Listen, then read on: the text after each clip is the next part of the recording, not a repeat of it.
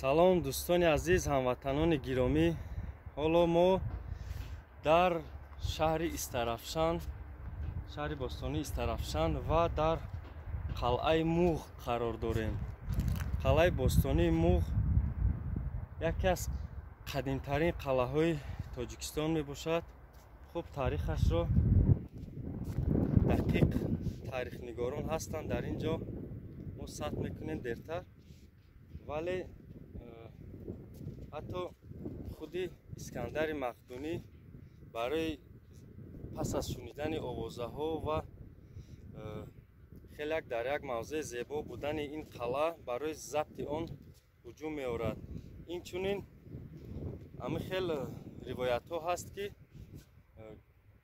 Куруши Кабир низ ҳангоми сафараш ба минтақаи суғди бостонӣ вақте ба ин қалъа меояд, боду ҳавои ин қалъа хеле ба ӯ писанд меояд ва чанд дар ин ҷо зиндагӣ ҳам мекунад.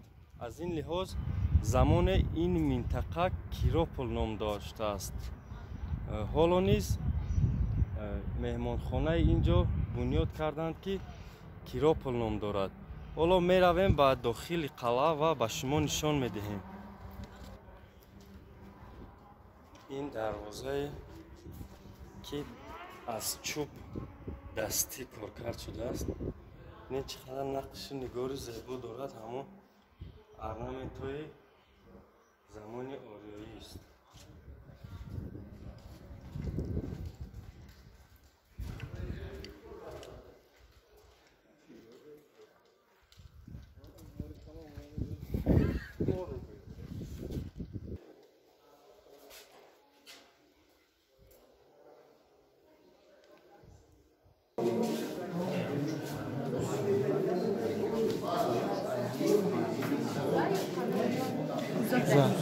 Хундон.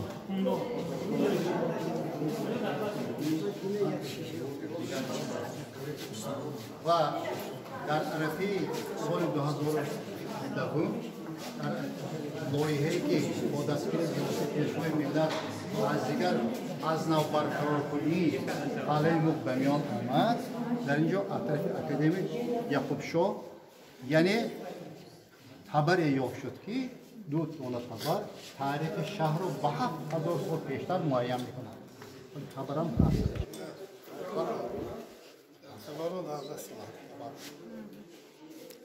دوره طلایی برقرار شوی همین قالب دوره رستمبک شهریار استراشم سالهای 1756 و اینجا سالنخانه قصر طلاکاری بسیار آبادکاری ها کرد.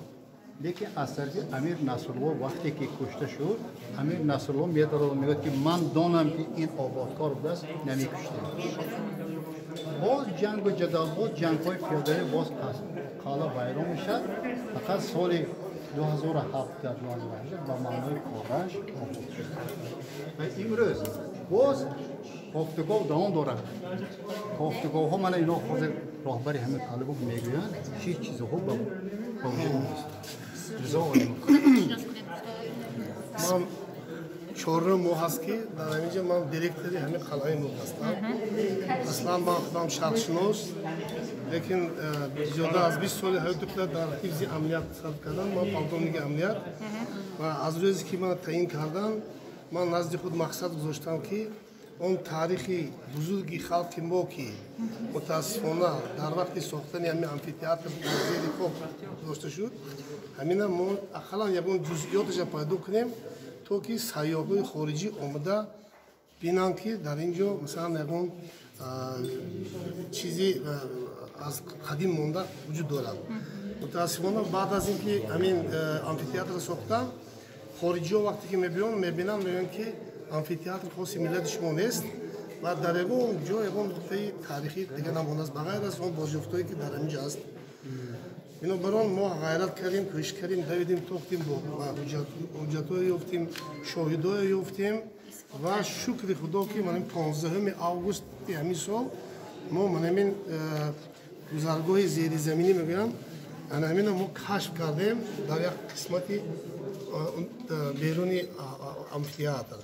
و یعنی ما با همین عمل خود تاریخی بزرگی خلق تاجیک از سر ما برقرار کردیم که ما از این خیلی سرفراز هستیم و ما اگر از امکانات شب با بوده شما نشون میدیم و جای آبگذرش یافتیم که قریب 15 متر و لولاهای آبگذری دوری همون قدیم اصلی نوع بود است. من کانالیزاسیا و نه نبی جون رحیموف پروفسور خاتم کلکری زولیان بوستانشناس همه اونم در آمده دیده و کره خلاصه خودشون گفتن که این خیلی ساختمان ها در اصلی نوع ساخته میشده است در این سیستم کامونالی همون وقتا بود سیستم کانالیزاسیونی همون دوره انا خدا بشکر که همین شدیم ما ادامه میتیم افرادی بوستانشناسی با ادامه میتیم و این شکلی امروزی همین آثارخانه که ما در اینجا داریم این البته قانع کننده نیست این ما در آینده می‌خواهیم که با تکمیل دیم